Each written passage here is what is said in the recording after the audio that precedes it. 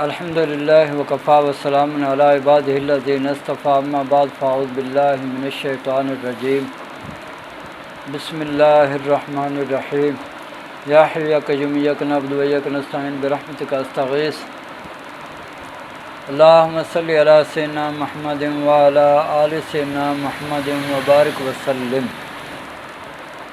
پیارے دوستو، بھائیو اور بہنوں، السلام علیکم ورحمۃ اللہ وبرکاتہ۔ میں ہوں آپ کا میزبان حکیم امتیاز دانش، اور آپ اس وقت دیکھ رہے ہیں پاک ہربل دواخانہ یوٹیوب چینل۔ میرے پیارے دوستو بھائیو، میرے چینل کو سبسکرائب کرو، لائک کرو، شیئر کرو، تاکہ ہمارا بھی فائدہ ہو سکے اور مخلوق خدا کا بھی زیادہ سے زیادہ فائدہ ہو سکے۔ پیارے دوستو، آج ہم جس بیماری کے بارے میں آپ سے بات کر رہے ہیں وہ ہے ٹینشن، ڈپریشن، خوف۔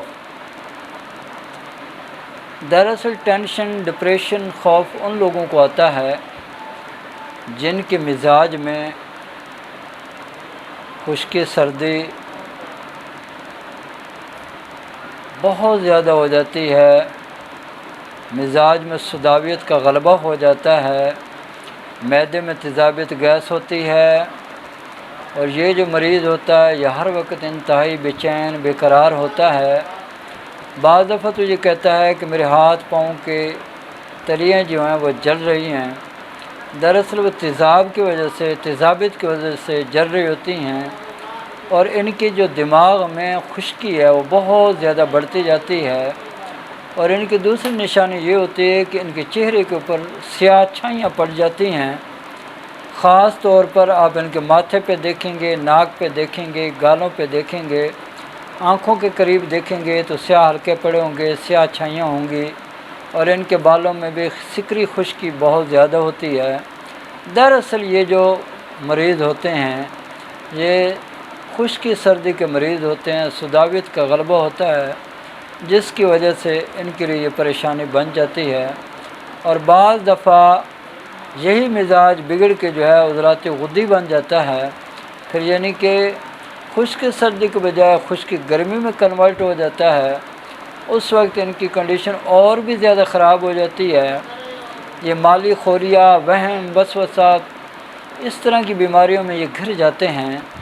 ان کو اپنے کام پر اعتماد نہیں ہوتا، اپنی ذات پر بھی اعتماد نہیں ہوتا، یہ احساس کمتری کا بھی شکار ہو جاتے ہیں۔ اس کی وجوہات یہ ہیں کہ ان کے معدے کا جو نظام ہے وہ درہم برہم ہوتا ہے، معدے کا نظام ان کا کافی خراب ہو چکا ہوتا ہے، جس کی وجہ سے ان کے لیے یہ مسائل بن رہے ہوتے ہیں۔ اور خاص طور پر جب یہ رات کو سوتے ہیں، رات کو سونے لگتے ہیں تو ان کو نیند نہیں آتی، کیونکہ جب یہ سونے لگتے ہیں تو ان کے دماغ میں ایک فلم چل رہی ہوتی ہے جو ساری رات ان کو جگاتی رہتی ہے۔ ساری رات یہ بیچارے جاگتے رہتے ہیں، اگر سونے کی کوشش بھی کریں تو ان کو انتہائی گندے خواب آتے ہیں۔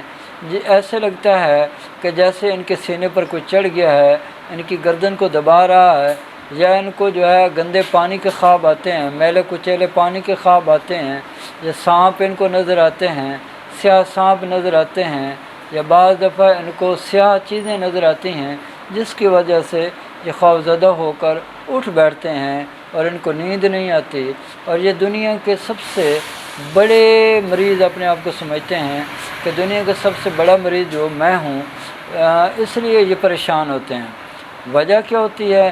وجہ یہ ہوتی ہے کہ یہ سردی خشکی جو ہے، یا خشکی سردی اتنی بڑھ جاتی ہے جس کی وجہ سے یہ مالی خوریہ کا شکار ہو جاتے ہیں، یعنی وہم ان کے اندر بہت زیادہ ہو جاتا ہے اور یہ پریشان ہوتے ہیں۔ تو بڑے بڑے ہسپتالوں میں پھر یہ چکر لگا رہے ہوتے ہیں، وہاں سے علاج کروا رہے ہوتے ہیں، لیکن جو ہی یہ ہسپتالوں کے چکر لگاتے ہیں وہ ان کو اور نشہ آور چیزیں دیتے ہیں جس سے یہ سوئے رہتے ہیں۔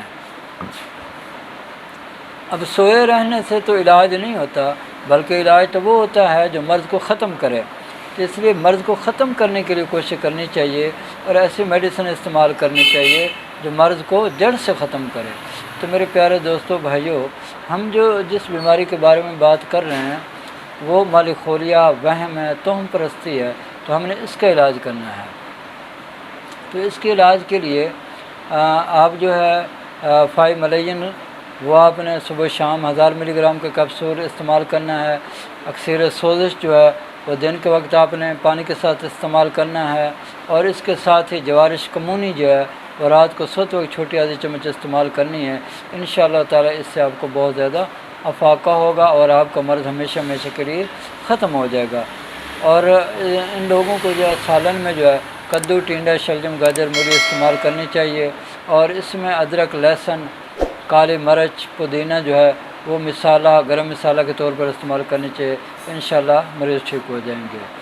اب میری اللہ سے دعا ہے کہ اللہ تعالیٰ مجھے اور آپ کو اور پوری دنیا کے تمام مسلمانوں کو صحت والی، سلامتی والی، عافیت والی، برکتوں والی، کامیابی والی زندگی عطا فرمائے۔ آمین۔ وآخر دعوانا